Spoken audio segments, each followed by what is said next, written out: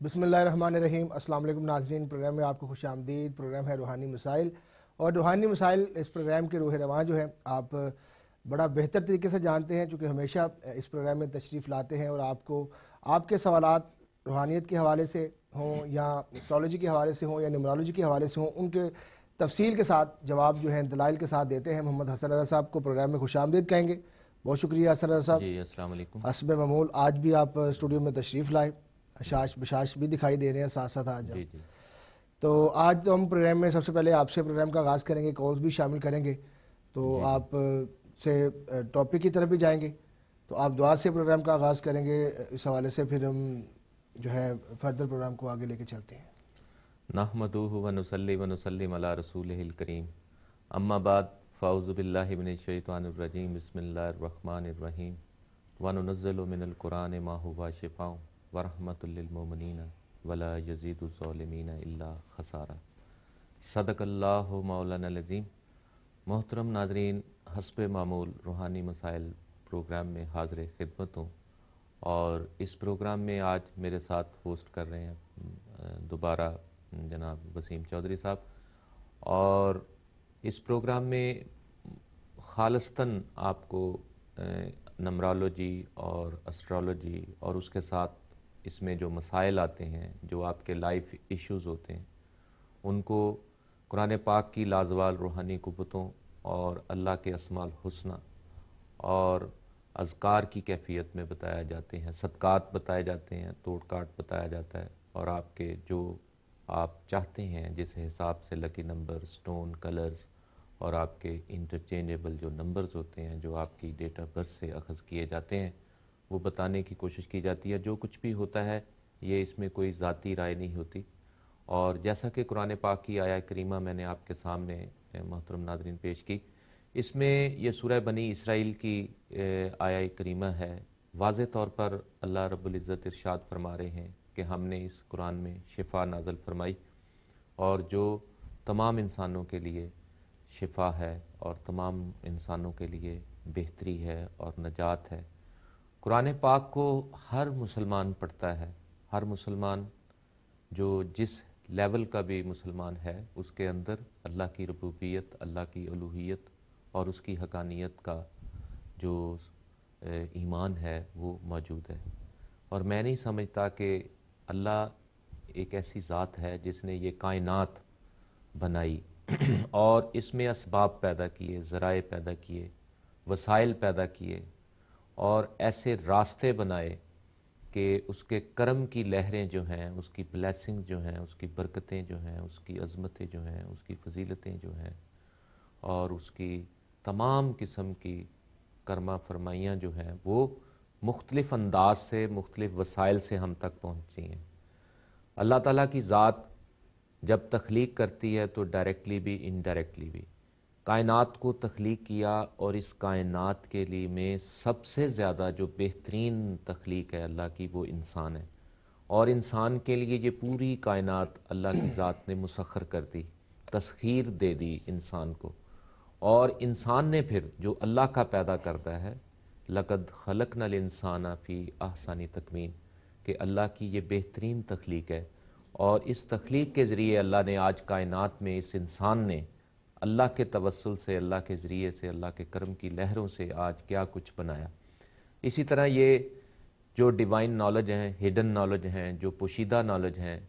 जितने भी अलूम इस कायनात में राइज हैं, कदीम ज़मानों से चले आ रहे हैं। एस्ट्रोलॉजी की कोई हिस्ट्री नहीं है। ये आप कतन नहीं कह सकते कि इसकी इब्तदा कहाँ से, किस इंसान से, किस खित्ते से, किस कौम से, किस नज़रिए के लोगों ने इसकी इब्तदा की। इसमें बहुत जो है मिसकंसेप्शंस हैं, इसमें बहुत ज़्यादा राय हैं, और कोई हतमी राय एस्ट्रोलॉजी के बारे नहीं दे सकता, और ना ही ये नंबर्स की। ये इंसान जब शुरू से जब इस दुनिया में आया तो वो जानता कुछ नहीं था। अल्लाह ताला ने एक मुकम्मल इंसान के ज़रिए इस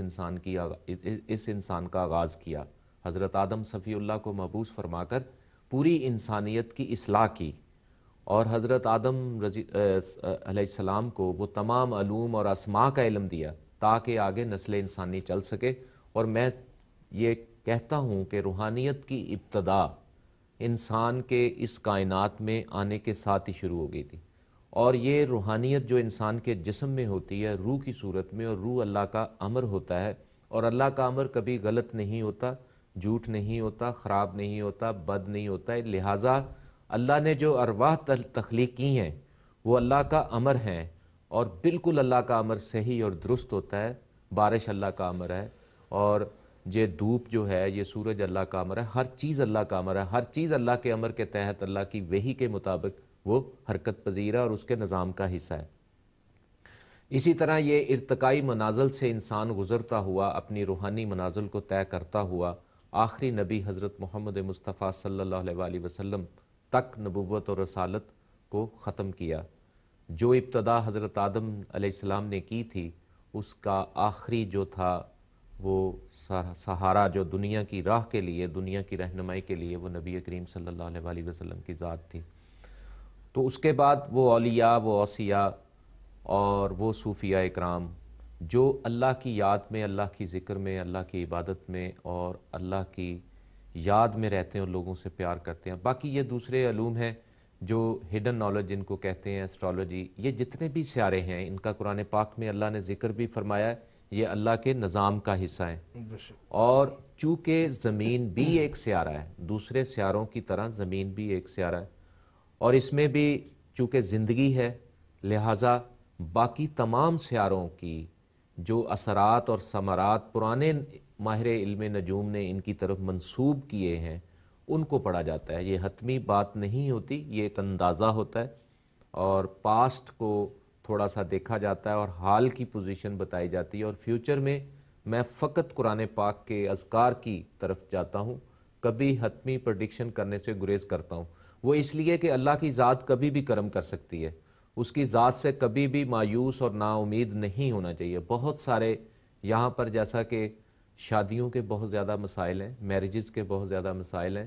شادیوں کا ہونا، ہو کر ٹوٹ جانا، رشتوں کا بالکل نہ آنا، اور بچوں کی ساتھ شادیوں کے معاملات اتنے پیچیدہ ہیں، اور یہ جو مائیں ہیں اور والدین ہیں اپنی بچیوں کے معاملات میں بہت زیادہ پریشان ہیں، بہت زیادہ ان میں تکلیف دہ راستوں سے گزر رہے ہیں، اور کچھ بچے بچیاں جو ہیں وہ بالکل اپنے ماں باپ کا کہنا ماننے سے کہنا نہیں مانتے، اور اسی طرح والدین بھی اپنے بچوں کی رضا اور منشا کے مطابق بعض اوقات فیصلے نہیں کرتے۔ یہ تمام مسائل جو ہیں، جو میرجز کے مسائل ہیں، ایجوکیشن کے مسائل ہیں، صحت کے مسائل ہیں، اور خاص طور پر یہ جو میرجز کے مسائل ہیں جو بہت زیادہ یہاں پر ڈائیورس کی ریشو ہے اور بہت جلدی انسان ایک دوسرے سے دور ہوتا ہے، اس کی وجہ یہ ہے کہ ہم اپنے رویوں کو تبدیل نہیں کرنا چاہتے، ہم اپنے انداز کو، ہم اپنے خیالات کو، ہم اپنی سوچوں کو، اور ہم اپنے جذبات کو، اور ہم اپنے عادات و خصائل کو بدلنا نہیں چاہتے، ہم ان اقدار پہ چلنا نہیں چاہتے جو نبی کریم صلی اللہ علیہ وآلہ وسلم نے اپنے آخری خطبہ میں ارشاد فرمایا تھا کہ انی تارکم فیکم ثقلین وکتاب اللہ و عطرت اہل بیتی وانما تمسکتم بہما لن تضلوا بعدی ابدا، کہ میں تم میں دو چیزیں، ایک قرآن اور دوسری عطرت جو میری اہل بیت ہے۔ قرآن کو سمجھنا اور نبی کریم صلی اللہ علیہ وآلہ وسلم کی آل پاک سے محبت کرنا، یہ دو چیزیں ہمارا سرمایہ ہے۔ تو اب دیکھنا یہ ہے کہ قرآن سے ہم فائدہ کس طرح لے سکتے ہیں۔ قرآن کو ویسے پڑھنا، الف لام سے لے کر والناس تک، وہ اجر و ثواب ہے۔ اللہ کا ذکر کرنا، 5 وقت کی نماز پڑھنا، یہ فرض ہے، اور سچ بولنا، حق سچ کا ساتھ دینا، اور دوسرے کو برداشت کرنا، اور دوسرے کا احساس کرنا، اور دوسرے کے بارے اچھا گمان کرنا، یہ عبادت ہے، اور یہ صدقہ بھی ہے۔ کسی کو خوش اسلوبی سے ملنا، مسکرا کے ملنا، یہ بھی صدقہ ہے۔ اور دوسری بات یہ ہے جو میں بات کر رہا تھا کہ قرآن سے فائدہ کس طرح لیا جائے، قرآن سے ہیلنگ کس طرح لی جائے، قرآن سے فیوز و برکات جو قرآن پاک کی بلیسنگز ہیں، جو قرآن پاک کی برکتیں ہیں، وہ کس طرح حاصل کی جائیں، کیونکہ ہر انسان قرآن پڑھ رہا ہے، وظائف کر رہا ہے، اور ہر انسان ذکر کرتا ہے، مختلف کتابوں میں لکھے ہوئے وظائف، مختلف لوگوں سے پوچھے ہوئے وظائف سالوں سال انسان کر رہا ہے، ہر مسلمان کرتا ہے، اور جتنے بھی میرے پاس لوگ آتے ہیں وہ کئی سالوں سے